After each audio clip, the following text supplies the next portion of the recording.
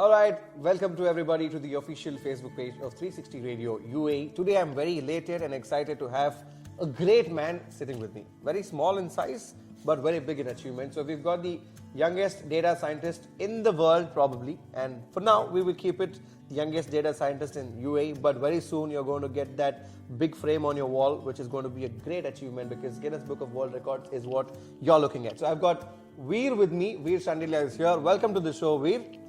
How do you feel sitting with me and talking to me right now? Because you have a couple of interviews across, you're a celebrity. Everybody wants to talk to you. Everybody wants to have a picture with you. So how are you feeling right now? I'm quite excited. How are you? I'm very much excited to be sitting with you because the first time I saw you was on the newspaper. Your picture was everywhere and the whole UAE was applauding to the fact that you've got great honor to the country, right? Yeah. So how did this journey begin? Because coding is not something that people do at your age. It's a very complex subject. So how did this journey start? Because I've heard that you started off when you were just 8 years old. Yeah. So I started coding at a young age of 8, where the basics is starting with block coding, because if you start straight away with the normal like text coding, it won't be that easy. So I started with block coding, and after that I did the basics and advanced of Python, which is a text coding language. And once I got that done, I did an AI internship with the University of Oxford, and then finally I did my data scientist program. Okay, so at such a young age, if you have to be introduced to something complex like coding, you definitely must have been inspired by somebody. So who's your inspiration to get into all of this? Well, I'd put this in two folds: what inspired me and who inspired me. So first, who inspired me is my mom, because she's a constant support for me. So if I don't get something, she explains it to me in simple words. She would even organize my classes.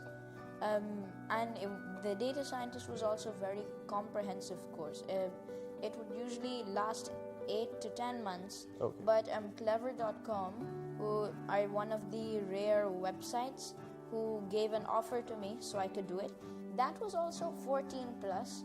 But they gave me they accepted me because I knew advanced Python, so I could get it done.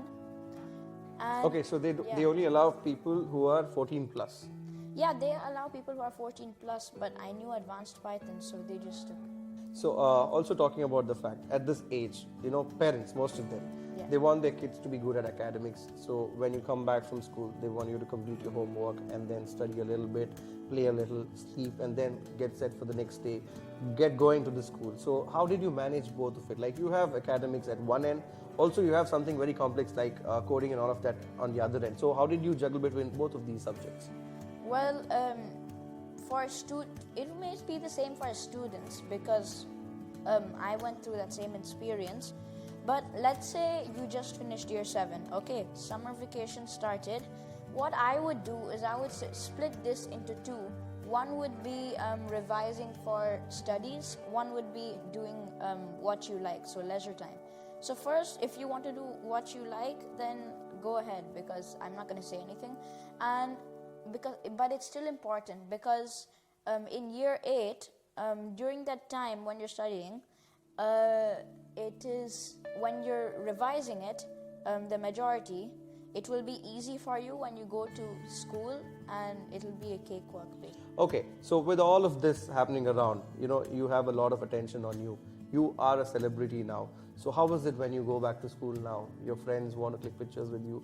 Your teachers want to talk to you. The neighbors want to have a glimpse of you because, they've been seeing you all the while, but now they're seeing you on newspaper. So, how's that shift now? How are you coping up with the new environment around?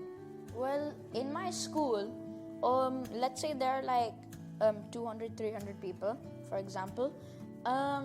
Only 2 or 1% or 3% of those people know about my data scientist thing, because that many is my friends. Okay. Most of my friends know. Some of my teachers know, very few of them.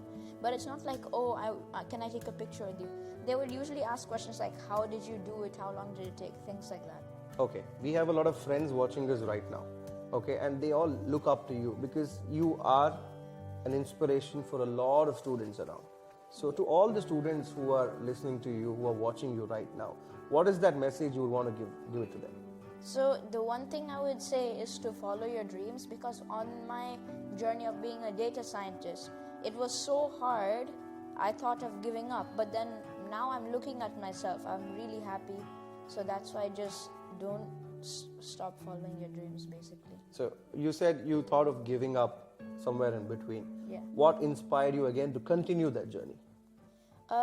When my mom told me the same quote, like never give up. Okay.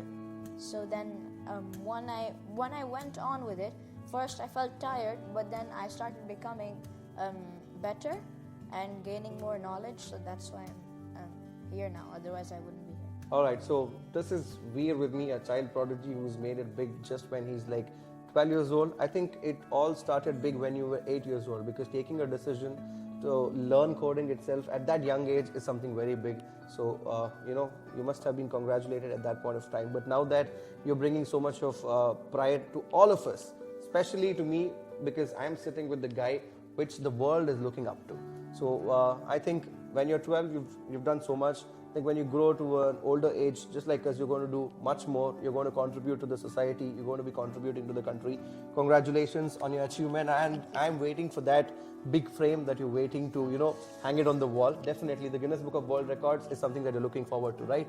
Yeah. Isn't it exciting that your name is going to be on the Guinness Book of World Records, which everybody else just gets to read about it?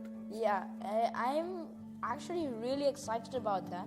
And I don't tell people secrets until I get it. Okay. So once I accidentally told someone about the Guinness World Record, I said, do not spread it or else. And they Do not actually spread did it not anywhere spread it. until Okay. we have a proof of it, right? Yeah, okay, I'll send a picture of you guys. Okay. Done. So that was Veer with me, and this boy's got a lot in him. I think these many minutes that I interviewed you is just not enough to get everything out of you. We might have to have a longer interview, but we're looking forward. I'm sure I'm going to be interviewing you many more times, because you're going to be accomplishing every step at every year. I'm sure about it. Once again, congratulating you and thanking you for being here. And I thank your parents for supporting you all throughout the journey, and everybody who's been around you in this journey. And we're looking forward for more achievements from you, Veer. Thank you. Thank you.